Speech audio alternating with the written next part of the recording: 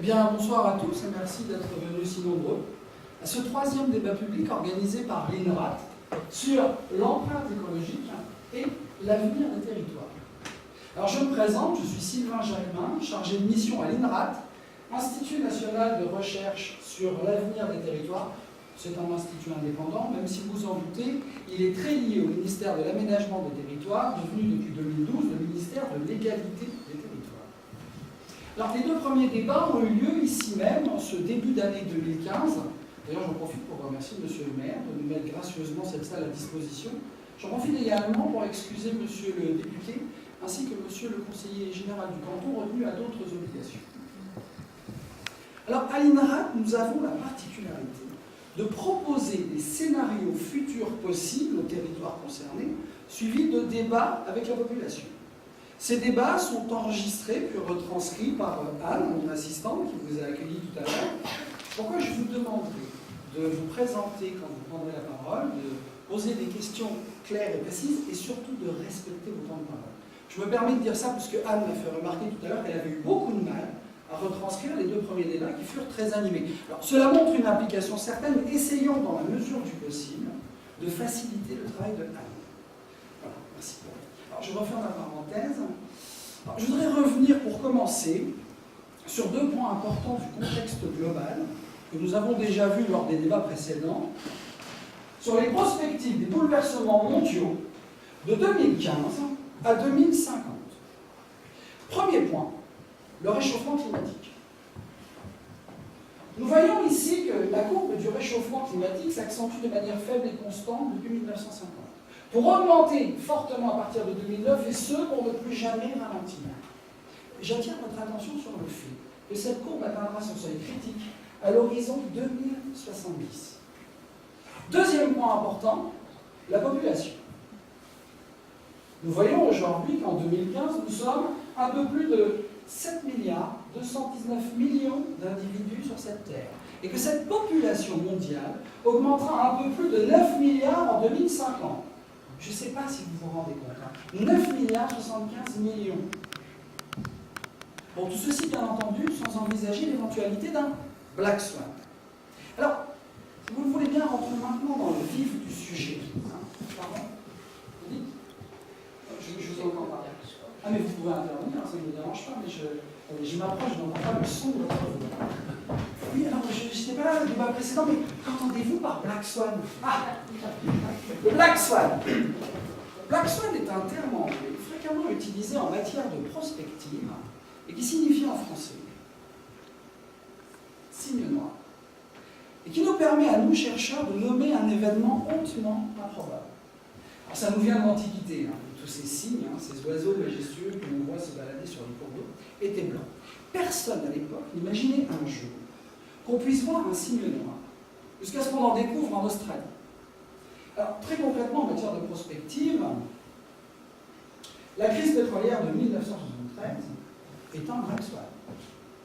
Le développement d'Internet aussi rapide dans le début des années 2000 est un Black Swan. Les attentats du World Trade Center en 2001 est un Black Swan. Le Black Swan, c'est une manière pour nous de prévoir l'imprévisible. Je referme la parenthèse et je reviens donc à ce qui nous préoccupe aujourd'hui, l'empreinte écologique actuelle. Bonjour, je crois que voici Monsieur le maire. Bonjour Monsieur le maire. Avec Chantal, je vous en prie. L'empreinte écologique, c'est la mesure de l'impact de l'homme sur la planète, la surface nécessaire pour produire ce que l'on consomme. Et que voyons-nous ici? Nous voyons que si tout le monde sur cette terre vivait comme un Italien, la surface nécessaire pour produire ce que l'on consomme totaliserait 3,5 planètes. Comme un Allemand, 3,7 planètes, et comme un Français, 4,3 planètes. Heureusement que nous avons des pays comme la Mongolie ou le Bhoutan. J'attire votre attention sur le fait que nous n'avons qu'une seule planète. Et les chiffres montrent l'urgence de la situation. Alors bien entendu que tout individu sur cette terre désirerait vivre comme nous, mais c'est à l'heure actuelle tout à fait impossible. Il faut envisager des solutions. C'est pourquoi, à l'INRAP, après de nombreuses études, enquêtes et prospectives, nous sommes en mesure de vous proposer un scénario futur possible que je suis en capacité de vous présenter aujourd'hui. Il s'agit d'un programme que nous mettrions en place à l'horizon 2022 et que nous avons nommé le PER, le programme d'éducation et de redressement écologique. En quoi cela consiste? À l'horizon 2022, chacun de nos concitoyens atteignant l'âge de 14 ans se devra dans l'obligation de suivre une formation écologique à l'issue duquel il obtiendrait son permis écologique à points doucement. Ensuite, dans la vie, à chaque fois de constater quelques points en moins en se basant sur le principe du permis de conduire qui a fait ses preuves. Notre procès, c'est de revoir totalement notre façon d'envisager le lien à notre planète. Alors, à travers différents axes. Notamment ce service écologique, ce sera l'occasion de former ces jeunes sur différentes thématiques, à commencer par le rapport à l'énergie domestique. Comment économiser l'eau, l'électricité, les combustibles de chauffage. Deuxième axe, le rapport à la nourriture. Quelle incidence ce que je mange a sur la planète? Alors, à l'INRAP, en ce moment, nous faisons des études très poussées, des études de jeunes. Le légume gazing, je ne sais pas si vous connaissez, c'est une technique qui nous vient tout droit d'Orient, qui consiste à se nourrir en regardant le légume pousser mais sans le manger.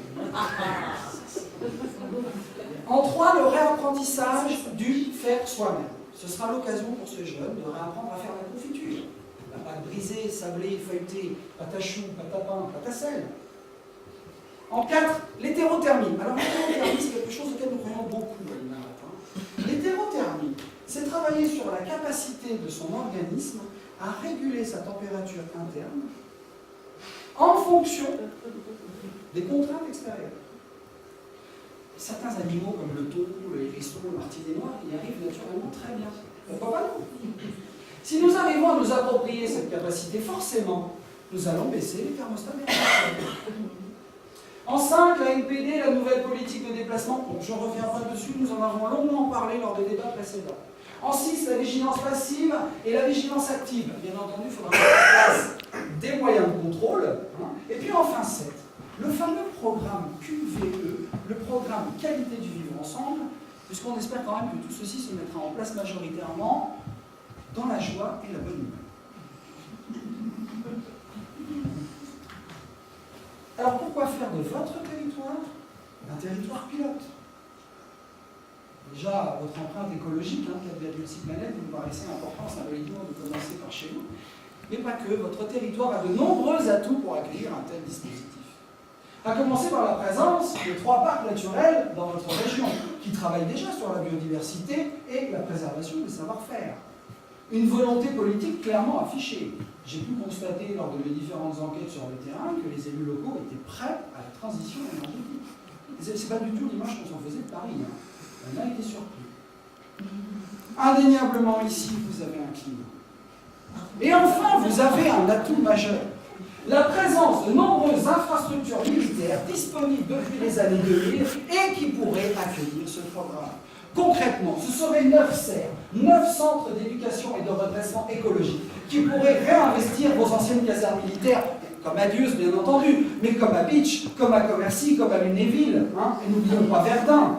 Avec concrètement la constitution des 3 premiers régiments de casques verts en charge de la vigilance active sur le pays. Et puis enfin, c'est la création de ce fameux service écologique à l'issue duquel on obtiendra son permis écologique à point. Et puis sur le long terme, la récupération, l'organisation de stages pour la récupération des points. Voici donc dans les grandes lignes ce programme qui, je vous rappelle, est à l'étude.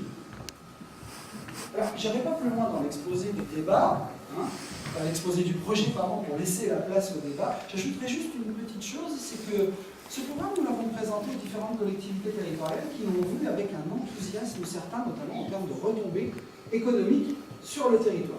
Alors, y a-t-il des questions ou des réactions dans la salle? Monsieur, vous êtes réactif. Allez, je vous amène un micro. Oui, alors voilà, moi je m'appelle Raymond Duplessis, je suis artisan en retraite, et alors là franchement j'en ai ma claque moi de payer pour les autres. Alors déjà que nous on paye nos poubelles au poids, là vous nous annoncez que bientôt on va payer des stages pour aller récupérer nos points. Monsieur Duplessis, vous n'avez pas reconnu, vous n'avez pas perdu la forme depuis la dernière fois. Alors je comprends votre réaction et elle est légitime. Et vous savez, avant d'être un permis à points, ce père est avant tout l'opportunité d'une véritable formation pour nos jeunes. Une formation, mais il fallait pas laisser faire pendant toutes ces années. Dans ma jeunesse, on parlait pas de père ni d'empreinte machin.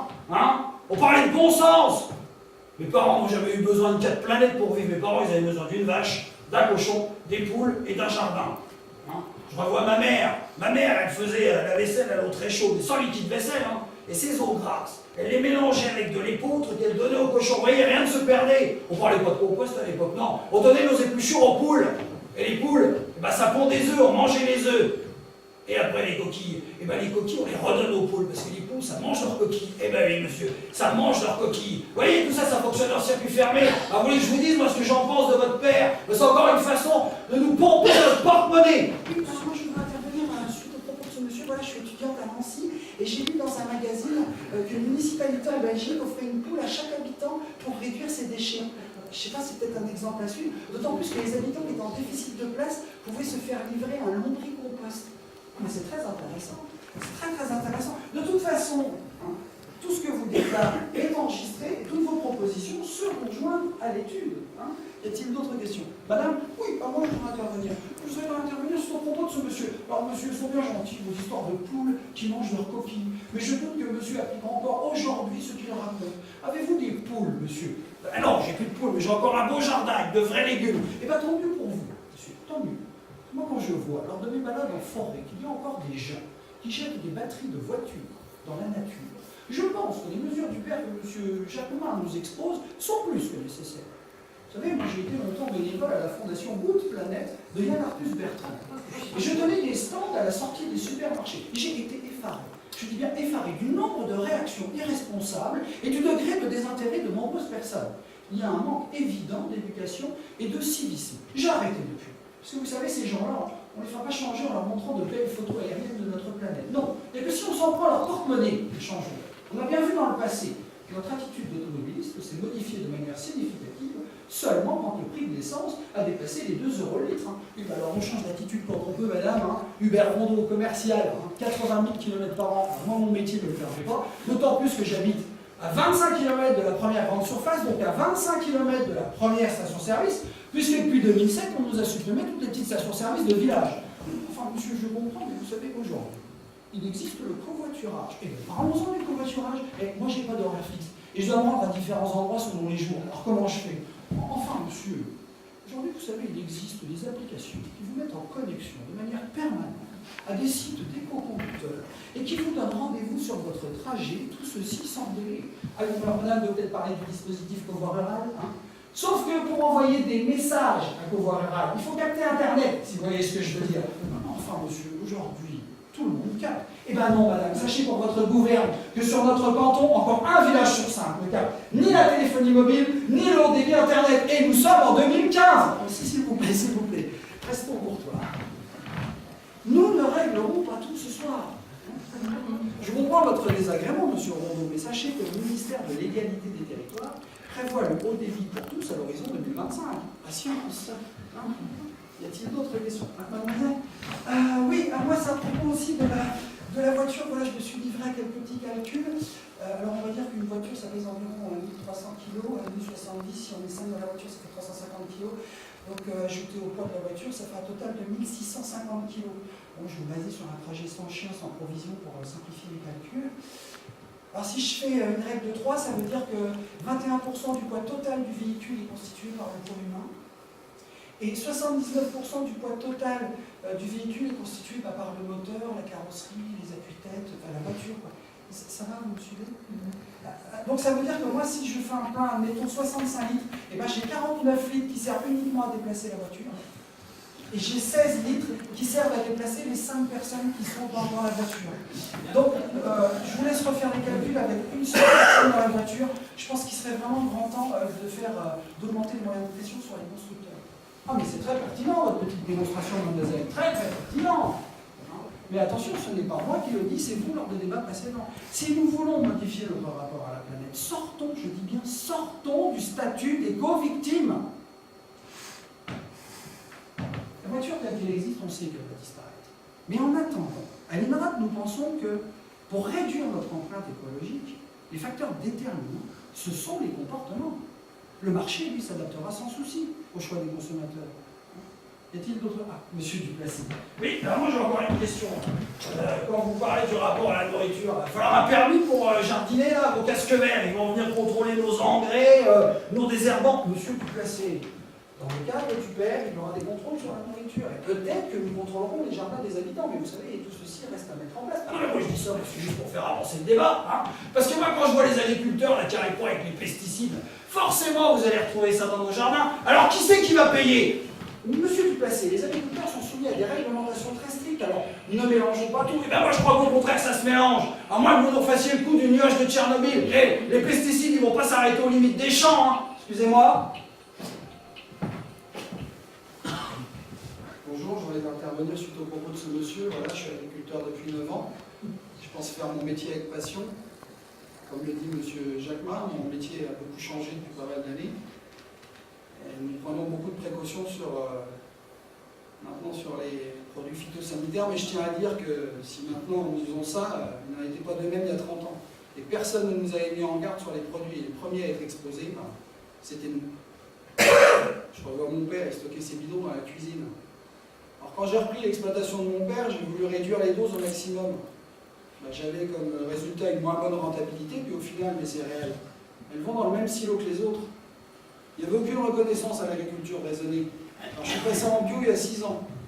Alors là, vous divisez votre rentabilité à l'hectare par 2, sans compter qu'il faut laisser reposer la terre 1 année sur 3 et que vous avez des tonnes de papier à fournir pour justifier que vous êtes en bio. Mais j'ai réussi parce que j'ai une petite exploitation avec une centaine de têtes. À l'heure actuelle, une grosse exploitation, c'est quasiment impossible pour elle de passer en bio. Et vous savez, tout ça, ça ne se fait pas en un jour. Aujourd'hui, pour nourrir ma famille, j'ai encore 40% de mon exploitation qui est issue de l'agriculture conventionnelle. Merci monsieur, merci de ce témoignage qui nous éclaire sur votre métier et qui éclaire peut-être monsieur Duplessis. Y a-t-il d'autres questions, réactions? Madame? Oui, alors moi j'ai une seconde question. Qu'entendez-vous par vigilance passive? La vigilance passive consistera à surveiller son quartier ou son voisin sur son attitude éco-responsable. Tout comme le dispositif protection voisin vigilant qui a réduit un certain nombre de cambriolages depuis une dizaine d'années. Oui, mais alors s'il n'est pas éco-responsable, on va dénoncer à la gendarmerie, et bien comptez pas sur moi. Monsieur Duplessis, il existe des méthodes beaucoup plus diplomatiques alors d'en arriver là. D'ailleurs, à l'INRAT, nous ne sommes pas que dans le concept.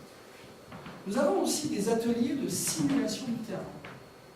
Je peux même vous en faire la démonstration, monsieur Duplessis. Venez, venez. Oh, si, n'hésitez pas, venez, venez. Je vous propose de faire le voisin vigilant et je fais l'habitant en faux. Ah non, il est hors de question que je dénonce. Il ne s'agit pas de dénoncer, monsieur Duplessis. Enfin, peu importe. Je fais le voisin vigilant. Alors, je sonne à votre porte. Ah non, mais j'ai pas de sonnette. Voilà. C'est pas grave, je toque à votre porte. Non, attendez, moi j'ai une cloche avec une chaîne. Et ben je tiens la chaîne. Non, mais de toute façon, un type comme vous, là, en costard cravate, les chiens, ils vont aboyer plus longtemps. Moi, je suis pas de la porte. Donc, je suis devant vous et je vous dis. En arrosant mes plantes ce matin, je me suis aperçu d'un léger goutte à goutte à votre tuyau d'arrosage, rien de grave. Mais j'attire votre attention sur le fait qu'un goutte à goutte vous fait perdre entre 30 et 50 litres d'eau par jour, ce qui nous fait un total de 11 000 à 16 000 litres d'eau par an. Alors faites le calcul, je pense vous avoir fait faire quelques économies, qu'en dites-vous? Moi, ce que j'en dis, c'est que mon tuyau est branché sur l'eau de la rivière et que je fais pour l'eau. Alors... Effectivement, vous marquez un point, monsieur Duplessis. Mais vous savez, tout le monde n'a pas la chance d'habiter au bord d'une rivière. Et admettons que d'ici 2022, l'eau de la rivière soit devenue payante. Comment réagiriez-vous? mais l'eau de la rivière payante, si vous me dites, mais non, de toute façon, l'eau de la rivière, elle est gratuite. Non, mais on se projette, monsieur Duplessis, dans le futur, c'est une simulation de terrain. Dites ce qui vous passe par la tête. Mais moi, je ne sais rien, ce qui me passe par la tête, moi. Je suis pas, de toute façon, en 2022, je suis déjà plus là. C'est pas grave, on imagine, monsieur Duplessis, allez-y. Moi, je ne sais rien du tout, moi. Une personne comme moi vient chez vous, comment réagirez-vous?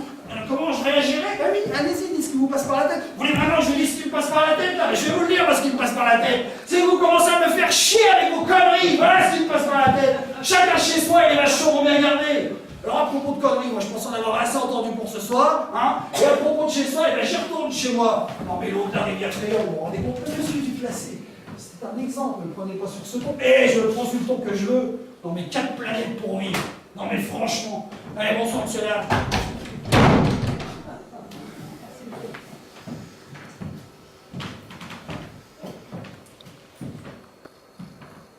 Monsieur Duplessis n'a pas compris le but et le sens de notre démarche. Ceci étant, ce que nous venons de voir est très instructif, très révélateur. Cela prouve que quand on est dans le fait, plus on constate, le débat avance. Ce que nous devons voir, c'est qu'effectivement, vous pouvez être confronté au déficit d'écoute, à la fuite du dialogue. C'est pourquoi nous pensons qu'à l'INRAT, il est important d'ici 2022 de travailler sur le réapprentissage de l'écoute, le réapprentissage du rapport à l'autre. Tant que nous sommes dans la simulation de terrain, je vous propose, là, tous ensemble, de pratiquer une ACSD. Dans un jargon, c'est une action collective sans directive, qui permet de réintroduire des principes et des réflexes de citoyenneté chez l'individu. C'est très simple ce que nous allons faire.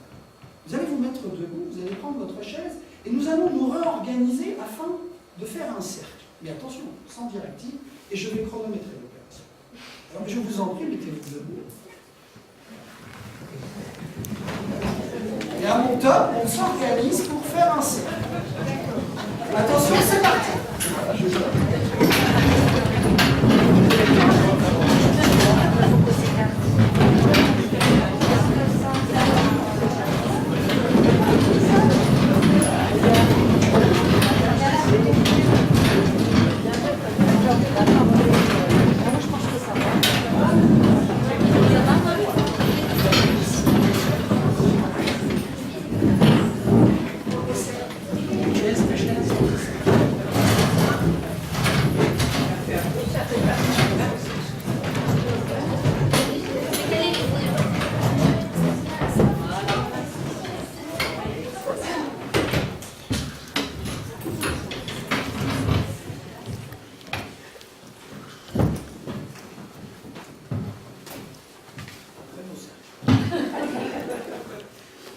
Nous avons mis un peu plus d'1 minute 10 pour faire un cercle.